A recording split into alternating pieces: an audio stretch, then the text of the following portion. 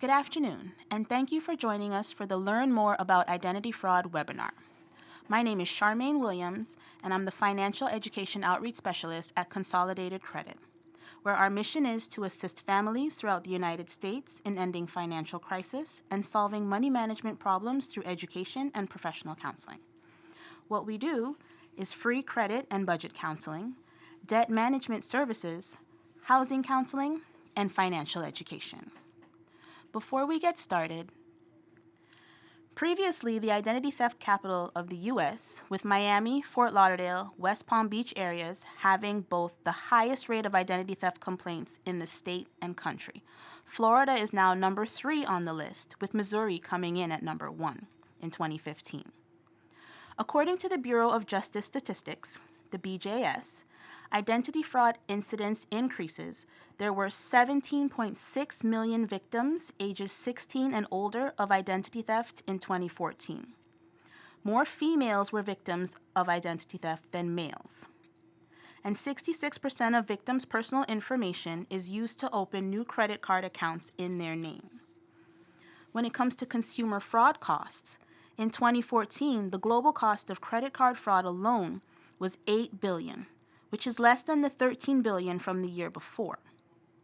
The USA's credit card fraud was more than the rest of the world's combined. $7.1 billion in the United States, $6.8 billion in the rest of the world.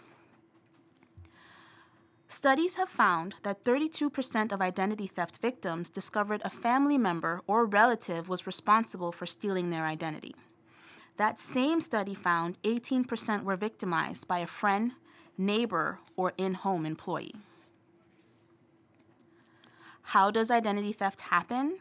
Well, it can happen a number of ways. The first being on the internet, through online phishing. That has become very popular. ID thefts occur when you receive emails from people posing as legitimate companies asking for your contact or credit card information. Some will directly ask you to send them a check. We'll talk more about phishing later. They also send emails with links. Once you click on the link, your computer will get a virus, and they will use what is known as a keylogger to track everything that you type. Another way is through records. ID thieves can hack your records through a computer, or pay off company employees to gain access to your records, or even steal the records directly from the company. Dumpster diving, which is sifting through trash, is another way they can gain access to your records or mail. Then there's mail. ID thieves can easily steal your mail, including bank and credit card statements, credit card offers, checks, tax information, and much more. They will even steal the mail you leave for the postman if your mailbox isn't secure. They may fill out a change of address form in your name and send it back, so that way they will receive your mail. ATMs are another way that they can capture your information. They use a technique called skimming. They get your information by attaching a data storage device to an ATM machine and get your information when you swipe the card. Then the last is direct theft. ID thieves may steal your wallet, purse, or financial information from your house. They will then use your credit cards, ATM cards, checks, and any personal information they find for their own financial gain. A few of the new scams they're using are email scams. Some emails will say that you have won money or you have been left money from a foreign beneficiary. They will ask you to wire them money to set up the transfer that they will deposit into your account. They send emails posing as a representative from a foreign government, asking you to help move money from one account to another. It's reported that this scam nets these criminals $100 million annually. These offers account for about 12% of the scam offers people have said they've received, according to the National Consumers League poll. There are many versions of this scam, so it's important to weed out spam and not respond to any email if you don't know or cannot verify the sender. Now let's get back to phishing. Phishing is a type of email and website scam. The ID thief simply creates a domain name using the legitimate company name, but adds the term accounts or secure in its domain. The ID thieves distribute millions of emails asking consumers to verify account information and a social security number. Some of the verification scams come from eBay, Best Buy, Discover, eCold.com, eBayVerification.net, etc.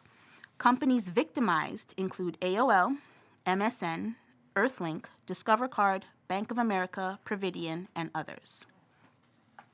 The next is the IRS phone scam. This phone scam has been happening aggressively in 2014.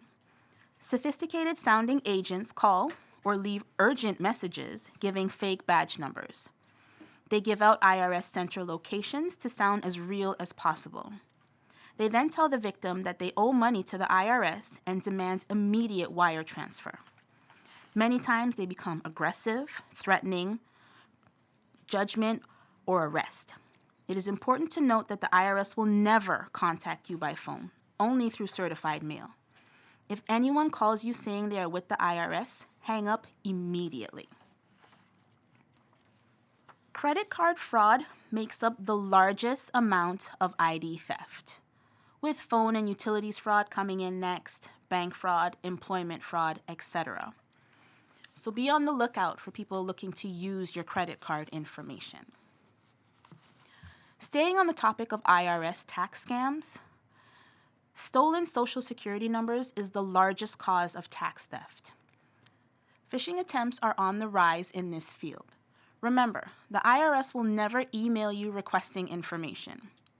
Phone scams have become a large factor of tax fraud as well, with agents claiming to be from the IRS saying you either owe money or that they need additional information. The IRS paid out over $5.8 billion in fraudulent taxes in 2015 and over $3 billion the year before. This money comes right out of all our pockets, so taking the steps to protect yourself is imperative. Generally, an ID thief will use your Social Security number to file a false return early in the year. You may be unaware you are a victim until you try to file your taxes and learn one has already been filed using your Social Security number. Generally speaking, you will be unable to file your taxes because of this. This could seriously delay your return. You could also have money owed or collections filed against you. This can all negatively impact your credit significantly. If this happens to you, file a report with the local police, file a complaint with the Federal Trade Commission at www.identitytheft.gov or the FTC Identity Theft Hotline at 1-877-438-4338. Contact one of the 3 major credit bureaus to place a fraud alert on your credit records: Equifax, Experian, or TransUnion. Close any accounts opened without your permission or tampered with. And if your Social Security number is compromised and you know or suspect you are a victim of tax-related identity theft, take these additional steps. Respond immediately to any IRS notice. Call the number that they provide in the letter. Complete IRS Form 14039, an identity theft affidavit, or use a fillable form at irs.gov, print, then mail or fax according to instructions. Continue to pay your taxes and file your tax return, even if you must do so by paper. Now we're going to talk about Social Security identity theft. Thieves use your Social Security number identity to gain employment or report income under your name. Your Social Security number can be stolen in a ton of ways: by stealing your wallet or your purse, through phishing emails, stealing info that you put into unsecured website, rummaging through your trash or stealing your mail, or by telephone scams. Another growing trend in identity theft is unemployment fraud. Unemployment fraud is becoming a huge trend, especially here in Florida. Thieves are filing for unemployment benefits and being awarded government money. Over $4 billion was paid out to unemployment fraud in 2014. A very large majority of victims are actually still employed. This is not a crime that is typically targeted at people who are actually receiving unemployment. This is something that is not to be taken lightly. Just because this isn't affecting your money directly, keep in mind these people still have your Social Security number, address, and personal information. When it happened to me, the unemployment office told me the thief even knew where I worked. While this may not be affecting you today, you have no idea what other nefarious deeds can now be committed with this breach of security. You're going to want to report this immediately to the unemployment office in your state as soon as you find out this is happening. This can put a quick end to the problem. Even if your HR department comes to you and tells you they have contacted unemployment, it is important that they receive a verbal statement from you, the victim, to help with their investigations. And just like with any form of ID theft, immediately start reviewing your information. You may want to place a fraud alert with the credit bureaus. Review your bank accounts. Contact any bank or financial institutions that you are affiliated with to warn them of potential scams. Medical ID theft is a large one as well. This is another form where an ID thief uses your identity or insurance information to get medical treatment, prescription drugs, or even surgeries. It can also happen in the workplace if an employee creates fake records to submit false bills to an insurance company. Medical fraud has gone up by over 20% due to so many medical records becoming digital. So a few warning signs to look for is getting bills for services you did not receive, contact from a debt collector about medical bills, negative impacts on your credit, reaching your benefit limit on your health plan unexpectedly. You can even be denied insurance because you are documented as having a condition that you don't actually have. So some ways to prevent medical fraud: get copies of your medical records. If you know a thief used your medical information, get copies of your records. Federal law gives you the right to know what's in your medical records. Check them for errors. Contact each doctor, clinic, hospital, pharmacy, laboratory, health plan, and location where a thief may have used your information. For example, if a thief got a prescription in your name, ask for records from the healthcare provider who wrote the prescription and the pharmacy that filled it. ATM and debit card theft. You're protected if your debit card is used by a thief. However, you have to act fast. Compared to credit cards, stolen debit cards carry a lot of risk. Your loss is limited to $50 if you notify the financial institution within 2 business days after learning of loss or theft of your card or code. If you do not report an unauthorized transfer that appears on your statement within 60 days after the statement is mailed to you, you risk unlimited loss on transfers made after that 60-day period. That means you could lose all the money in your account, plus your maximum overdraft line of credit, if any. If you lose your debit card, call and cancel it immediately. Remember, if your debit card is stolen, the thief now has access to your checking account and potentially your savings if it is with the same bank. That gives him or her permission to drain anything and everything you have if you don't act quickly. Always be aware of your surroundings and the machines that you are using, whether it's an ATM or pay at the pump. Thieves have what are known as skimmers, where once you swipe your card, it takes all of your financial information. To get a better idea of the liability to you, keep in mind that if you report a card stolen with 2 business days of the first fraudulent charge, you are only responsible for up to $50 in charges. If it is outside of that 2-day window, you are now responsible for up to $500 in damages. If your ID is stolen Monday and $200 is spent, and you discover and report it on Tuesday, you will only be responsible for $50 of that damage. If in this same example you don't report it until Friday and an additional $200 is spent, you could be responsible for all $400 worth of charges. Can your driver's license be used fraudulently? Of course it can. In many cases, it depends on how much the thief resembles you, if they have any expertise in fake ID production, and how willing they are to falsely represent themselves to law enforcement. If the thief looks like you, it could be used easily. If they are skilled at replication, then they could edit the picture to one of themselves. The most common thing that occurs in a scenario like this is a criminal racking up traffic violations on your record. Your driver's license is appealing to certain criminals for a variety of reasons. If they get stopped for a moving violation, they don't want it on their own record. In many cases, your ID thief will be a career criminal, which means they may have a record that prevents them from getting a driver's license of their own. If a thief manages to successfully represent themselves as you to a member of law enforcement, it can potentially result in criminal identity theft, which is one of the most traumatic types of identity fraud. In scenarios like this, the thief has now pretended to be you at either a traffic stop or during a criminal arrest. You now have a court date to appear for a crime you didn't even commit.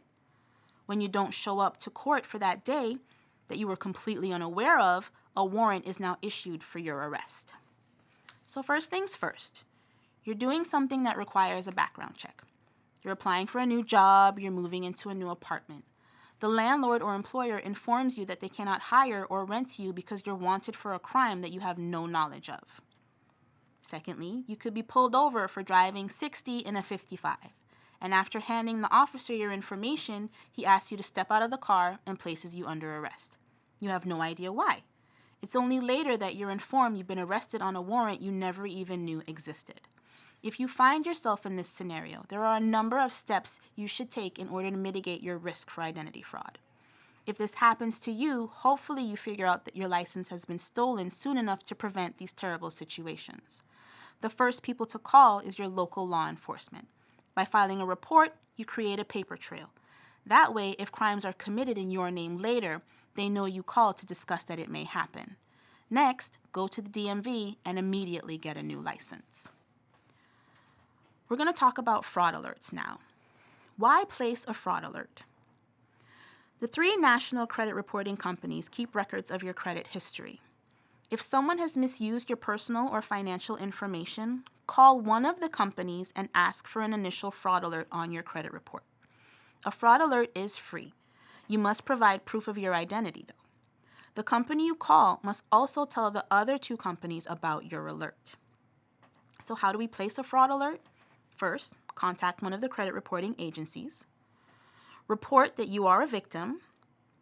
Ask the company to place a fraud alert on your file, and then confirm with them that they will contact the other 2 agencies. Update your information, record the dates you made the calls and sent the letters, and update your information every 90 days. An initial fraud alert can make it harder for an identity thief to open more accounts in your name. When you have an alert on your report, a business must verify your identity before it issues credit, so they may try to contact you. Be sure the credit reporting companies have your current contact information so that they can get in touch with you. An initial alert stays on your credit report for at least 90 days and can be renewed when appropriate. You may ask that an initial fraud alert be placed on your credit report if you suspect you have been or are about to be a victim of identity theft. A fraud alert is appropriate if your wallet has been stolen or if you've been taken in by a phishing scam. When you place the fraud alert on your credit report, you are entitled to 1 free credit report from each of the 3 nationwide consumer reporting agencies. You can also have an extended alert. An extended alert stays on your credit report for 7 years.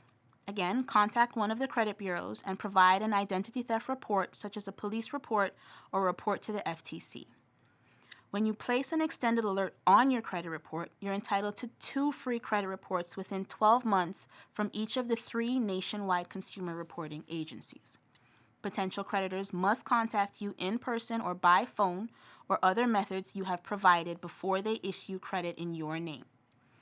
The consumer reporting companies must remove your name from marketing lists for pre-screened credit offers for 5 years unless you ask them to put your name back on the list. And we also have what is known as a credit freeze.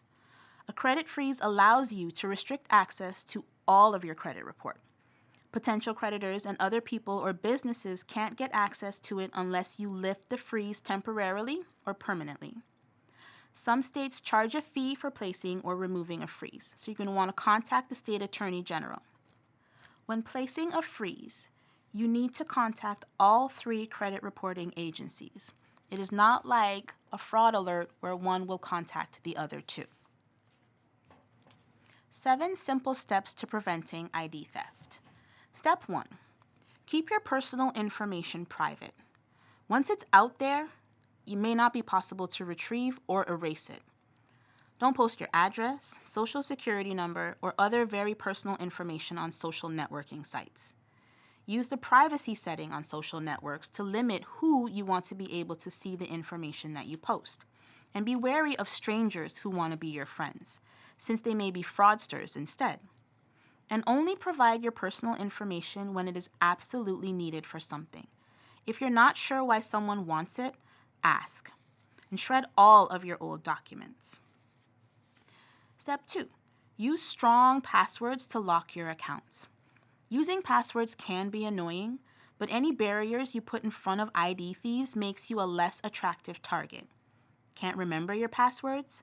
It's okay to write them down as long as you store them somewhere safe. Create passwords that aren't easy to guess, not your birthday or your pet's name, and not words that are in the dictionary, since crooks can use programs to run through the dictionary in minutes. Number 3, do not click on ads or read emails from strangers.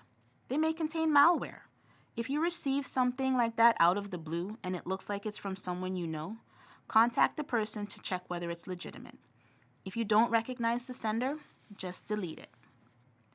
Number 4, be safe when downloading files, music, etc. Downloading free games or toolbars that you're not familiar with can install spyware or keyloggers on your computer. These programs can track what you do and what you type, including passwords, social security numbers, etc. Number 5, watch out for phishing. If a company unexpectedly asks you for personal information unprovoked by phone or email, odds are it's a phishing attempt. Scammers have gotten very good at disguising their emails to look like they are major corporations. If it seems suspicious, it probably is. If you are a customer of the company, it is best to contact them immediately to find out if they are really trying to reach you. Number 6, use firewalls and malware protection. Many computers and smartphones come with them built in. You can also find this software for free or for sale on the internet. Look for reviews from tech magazines and other independent sources before you purchase. And last, public Wi-Fi may not be secure. It's convenient, but it's not usually secure. Crooks can use various high-tech means to eavesdrop on your email or communications on social networks and read what you're typing. If you're banking or shopping with your device, your account numbers could also be exposed. A few of the warning signs that you may be a victim of identity theft is that you're probably denied for applications based on your credit. Errors on your bank account or credit card statement, errors in your credit report, and debt collectors are probably calling you for accounts that you don't recognize or you didn't open. You may go in for a medical procedure and are informed that it won't be covered by your insurance because it's already happened. Or, more commonly, you receive bills for medical treatments that you've never had, in which case someone used your identity and insurance to receive that medical treatment. If you don't receive your bank statement, there could also be a problem. The perpetrator may have changed your address with the financial institution. If other pieces of mail are missing, it may mean that the perpetrator is collecting information about you to develop a profile. Similarly, if you don't receive your email statement, someone may have conquered your online account and altered its settings to lock you out. You might get a notice from the post office that your mail is being forwarded to another address when you haven't requested an address change. Again, if it happens to you, file a police report, place a fraud alert with the 3 major credit bureaus, order and review your credit report. Notify the local postal inspector, contact the Social Security Administration, contact the United States Passport Office, cancel your checking account if necessary, inform the DMV if necessary, and file a complaint with the Federal Trade Commission, www.ftc.gov/ID theft. If your Social Security number has been compromised, the Social Security Administration has a fraud hotline that provides an avenue for individuals to report fraud, waste, and abuse within the Social Security Administration's programs. Their information is provided on the screen. If there's anything that you would like to learn, anything else that you want to know about, check out consolidatedcredit.org and budgetlounge.com for interactive budgeting tools with personalized advice, interactive debt calculators, debt analysis quizzes, free downloadable PDF self-help booklets, email newsletters, and comparison charts of how Americans spend money. I would like to thank you for joining us for this informational webinar today. Have a great day.